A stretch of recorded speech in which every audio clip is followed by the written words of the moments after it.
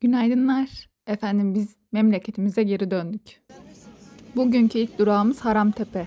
Haramtepe'deki Çeçeva Çay Bahçesi. Her zaman televizyonda gördüğüm bu çay bahçelerini ilk kez görebilmek nasip oldu. Ve çok beğendim. Gerçekten manzara mükemmeldi. Salıncakların ücreti 50 liraydı. Ayrıyeten fotoğraf da çektirmek isterseniz fazladan para ödemeniz gerekiyordu. Hemen sol tarafta da küçük bir çardak gibi bir şey yapmışlar. Orada da çayınızı içebiliyorsunuz. Bali'ye henüz gitmedim ama böyle televizyondan gördüğüm kadarıyla biraz Bali'ye benzemiyor mu buralar? Böyle her taraf yeşillik. Bilmiyorum ama ben kesinlikle bir Endonezya havası alıyorum. Bali adaları havası alıyorum burada. Şunu söylemeyi unuttum. Burada kıyafet de kiralayabiliyorsunuz. Böyle zaten birazdan göreceksiniz kızların üzerinde. Çay bahçesinde çalışan Karadenizli bayanların giydikleri kıyafetleri, yöresel kıyafetleri kiralayabiliyorsunuz. Bakın karşıdan bir tane kız geliyor. Onun üstünde bu yöresel kıyafetler var. İlk başta ben de giderken kıyafet kiralamayı düşünmüştüm ama sonrasından vazgeçtim. Hadi gelin birlikte çay bahçesine girelim.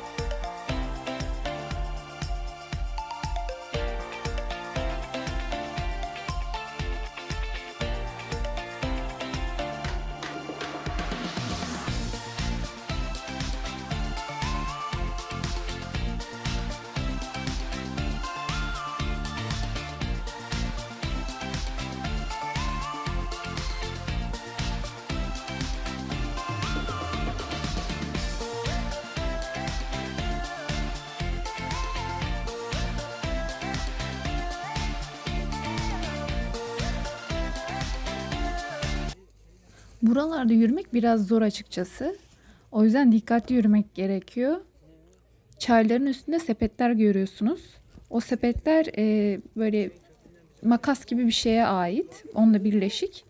Onu kullanarak kesiyorlar. O sepetlere kestikleri çaylar birikiyor. Sonrasında gidip döküyorlar bu çayları. Çayları belli bir süre topladıktan sonra çuvallara koyuyorlar. O çuvallar da çay fabrikalarına gidiyor. Orada da işleniyor. Fabrikalarda da işte yeşil çay, beyaz çay, siyah çay olarak ayrılıyor. Tabii bizler kolay olan kısmını biliyoruz. Asıl bu işi yapanlara sormak lazım. Burada şu anda videoda gördüğünüz herkes hemen hemen turist. Sadece gezmek amaçlı fotoğraf çekilmek, işte video çekmek için gelen insanlar. Burayı görmek için gelmiş olan insanlar. Gerçekten çalışanları görseniz yani içiniz sızlar. Bu Haramtepe'ye doğru çıkarken işte çay bahçesine giderken yolda 3 kişi gördük. Kendi çay bahçelerinden çay toplamışlar. Ya teyzenin bir bakışı vardı. Size anlatamam yani. Hayattan bezmiş durumdaydı. Abiler de şeyle çayla işte çayı çuvallamayla uğraşıyorlardı. Gerçekten kolay değil. Hani dışarıdan gördüğün zaman da öyle. Çay toplayanlara sorsan bina işitirsin diye düşünüyorum. Dedim bu kadar çay bahçesi yeter artık çıkayım çünkü çay da içmek istiyorum. Buraya kadar gelmişken bu manzaraya bakarak çay içmemek olmaz. O yüzden buradan çıkıp şimdi o size anlattığım çardağa doğru gidiyoruz. Ben anın verdiği heyecanla galiba pek fazla bir şey çekmemişim. O yüzden bu görüntülerle idare ediyoruz. Sıra geldi öğle yemeğine. Bu da benim kaşarlı pidem bu kadar büyük geleceğini hiç düşünmemiştim ve görünce şok oldum ve bitirmekte de çok zorlandım. Normalde bu kadar büyük olmuyor bizim oralarda. Öğle yemeğinden sonra telkarinin yapıldığı yere geldik. Burada ustalar telleri işliyorlar, farklı şekiller veriyorlar. El sanatı olduğu için daha pahalı normal takılara göre. Bir sürü model var. Göz aldığınca. Şimdi elimde tuttuğum model telkarinin bir örneği. Nasıl tığ oyasını yapıyorsak bu telkari de sanatkarlar tarafından yapılıyor böyle. Telkari yapılırken bu çok eskiden gelen bir sanat. Eliniz titremeyecek, odaklanma sorununuz olmayacak. Çok dikkatli olmanız gerekiyor. Ve fazlasıyla sabır işi gerçekten. Hani saatlerini belki de günlerini vererek bu ürünleri ortaya koyuyorlar. Ayrıca telkari her yerde yapılmıyor. Türkiye'nin belli bölgelerinde yapan ustalar var. Karadeniz'de, Güneydoğu Anadolu'da telkari yapılıyor. Ustaların dediklerine göre şöyle bir şey varmış. Yani artık yeni nesil böyle işlerle, zanaat işleriyle uğraşmak istemiyormuş. Bu yüzden de yetiştirecek insan bulmakta zorlanıyorlarmış. Teller işlendikten sonra şu gördüğünüz gümüş tozuymuş. Bu gümüş tozuna bulanıyormuş. O yapışıyormuş. Böylelikle ürünün son hali ortaya çıkıyormuş. Ve son rota Trabzon. Trabzon Uzungöl'deyiz. Burası Uzungöl'ün kuş bakışı manzarası. Sağım solum önüm arkam her tarafta Araplar vardı. Gerçekten Uzungöl'ü Karadeniz tarafına mesken tutmuşlar. Her yerde görebilirsiniz. Her yerden çıkıyorlar. Sanki orası Türkiye'nin bir toprak parçası değilmiş gibi hissettiriyor. Uzungöl'ü kuş bakışı gördükten sonra şimdi yaylalara doğru gideceğiz. Ama bizim şansımıza bugün hava bayağı sisli ve bulutlu. Bizi yukarı çıkartan minibüs şoförlerinin dediğine göre sabah çok böyle açık, çok güzel bir hava varmış. Tüm manzara gözüküyormuş. Ama ne yazık ki bizim şansımıza puslu olduğu için manzara sadece bu kadardı. Bu yaylada ilginç şeylerden biri de Afrika'dan gelen gençler bu yaylalarda çalışıyorlar. Bize çay servislerini de onlar yaptı ve çok iyi de Türkçe konuşuyorlar bu arada. Muhtemelen orada çalışmalarının sebebi sanırım Arapça falan bilmeleri ki dediğim gibi Arap turist çok fazla. Bundan mütevellit orada çalışıyorlar. Benim çok hoşuma gitti. Çok da esprililer. Her neyse şimdi ben susayım biraz manzara konuşsun.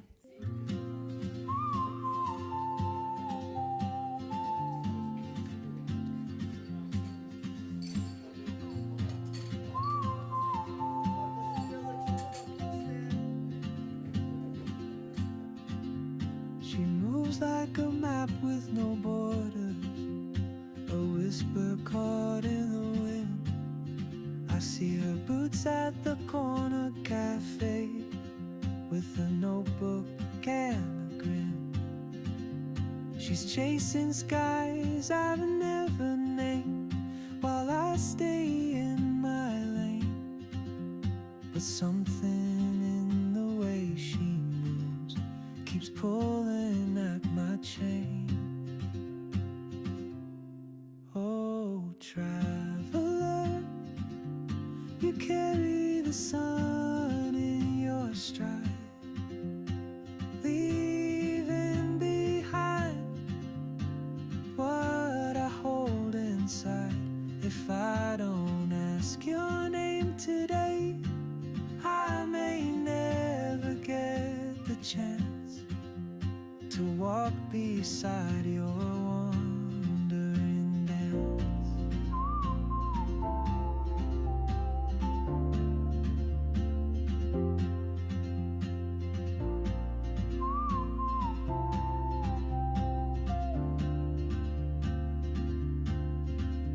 She hums a tune I've never heard in languages I can't speak. She writes down cities on her wrist and dreams she'll never keep. I sip my coffee, miss my cue, still anchored by my feel. Uzungöl'ün akşam manzarası eşliğinde otelimize geçtik. Bu da bizim odamız. Şu anda Trabzon Uzungöl tarafındayız. Dararam. Şu kısım benim yatak. Şu kısım yeğenimin. Manzaramız.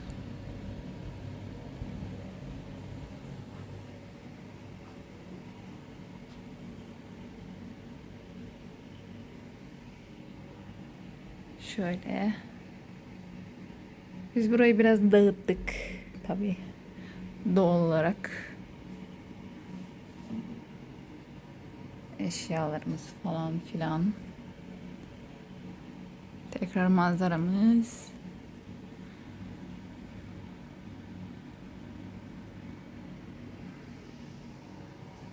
Evet. Size şöyle banyomuz.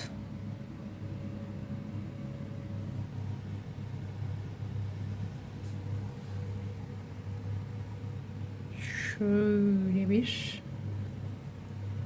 banyomuz var. Gerçekten çok temiz ve güzel.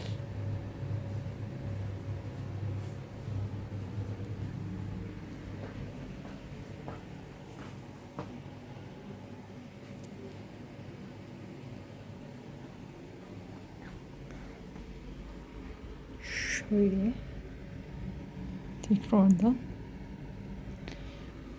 Şunları bugün aldım. Neydi? Trabzon. Rize bezi, pardon. Yanlış söyledim. Rize bezi. Gerçekten çok kullanışlı oluyor. Bir videonun daha sonuna geldik.